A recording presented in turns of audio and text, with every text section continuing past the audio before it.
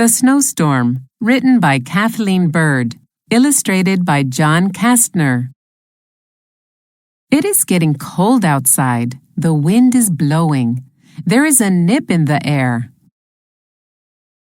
Jamal and Aisha run into the house. They get their coats. They come back outside. White flakes begin to fall. Jamal and Aisha open their mouths. They catch snow on their tongues. The snow begins to fall fast. It falls faster and faster. The snow gets deep. It gets deeper and deeper. The wind blows harder.